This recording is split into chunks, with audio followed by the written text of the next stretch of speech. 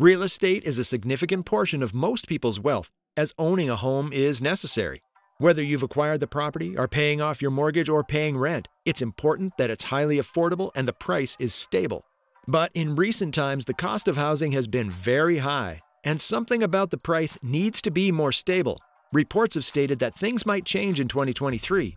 Why does a home price change, and what exactly are the factors affecting the current market? Would the cost of housing change for better or for worse in 2023? Home price change. Home price change, just like it indicates, means a significant shift in the price, which can lead to a housing bubble or a housing market crash. A housing bubble is when home prices become so high, and it may be the result of the limited supply of houses, a major increase in demand, low interest rates, and low unemployment rates, among several others. This bubble is quite beneficial to the sellers, as they can demand as much as they want for a property, and the buyers would have no choice because there's not enough to go around. Just like every bubble, it only lasts a while because it will burst once the economic conditions which allowed it to occur fade away. The other, a housing market crash, occurs mostly after a housing bubble. It's when the cost of homes drops to an incredibly low rate. This is not particularly favorable to the sellers, as there is low demand, and those willing to buy wouldn't want to get it for a high price. This affects a lot of homeowners, as they might have acquired their building during the bubble for a high price, and it would result in an underwater mortgage where the balance of the mortgage loan is higher than the property's market value. In simpler terms, they would incur losses, leading to economic problems. What causes a home price change? The factors that lead to a home price change are numerous, and some of them are mortgage interest rates, supply and demand, economic growth, demographics, and government policies. To understand it better, we have to discuss each term further. Mortgage interests have a huge impact on the cost of homes. Usually, lenders set their mortgage rates, but the Federal Reserve alters them based on the current economic data at a given time. The lower the interest rates, the lower the mortgage. This leads to an increase in housing demands and, of course, an increase in the cost of homes. Since the mortgage rates are low, people wouldn't mind taking out a home loan, and this period benefits both the buyer and the seller greatly. The total opposite occurs when the interest rate rises. Just a few people would be able to afford a mortgage, which means housing becomes less affordable. Supply and demand influence a major part of the economy, and the housing market is not any different.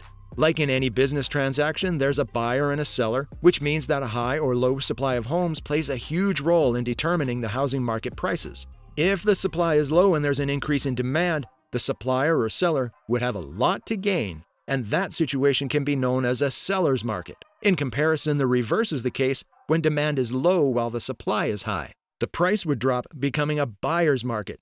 It's no doubt that the economic condition of a particular place has a huge influence on the housing market. The GDP, goods and services pricing, and economic data could be used to determine the economic condition or health of a place.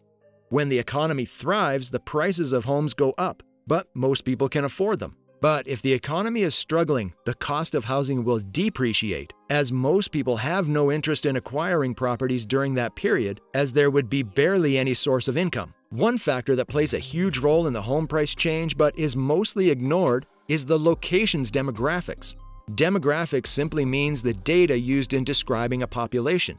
This includes gender, age, and socioeconomic status, among several others. With the information given by the demographics, one understands the impact the cost of real estate has on that particular population and the kind of properties people in that location require.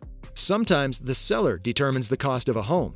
They change the prices according to the location's demographics. Let's paint a scenario. If a particular location was once resided by average families who kept taking out mortgages to buy properties, suddenly became a hub for the wealthy, the cost of housing would be increased to match the standard of the new caliber of people living in that location. Government policies also have a direct impact on home prices. The government wields so much power, and it can cause a change in demand for housing by creating policies that either boost or hinder it. A good example is the mortgage interest tax deductions that allow more people to buy homes, leading to an increase in price. Another example is the tariffs placed on imported housing materials. A high tariff leads to an increase in the cost of building homes, which leads to a higher home price. These factors, as stated earlier, have a huge impact on home price changes. So let's look at the current housing market and see what factors affect the high price rate. Current housing market.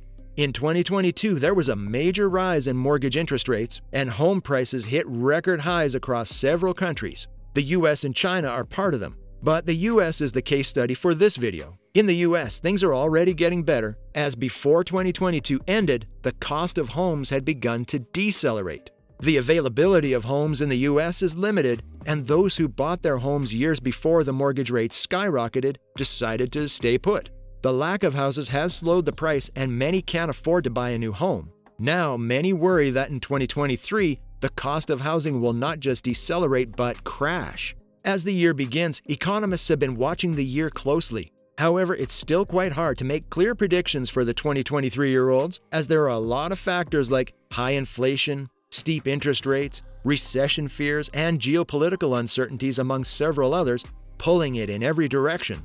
As said earlier, things are getting better in the US, and there is an indication that there is a correction on the way, but it's quite slow. Although mortgage rates have reduced, it's still a lot higher than they were a year ago. And unlike the norm where a decrease in demand meant a decrease in the cost of housing, the prices are still quite unaffordable.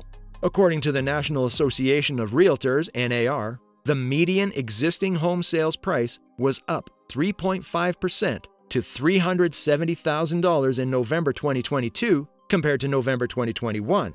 It was said to be the 129th month of year-over-year price increases, a new record streak, despite that the home prices have fallen from their record high of $413,000 in June.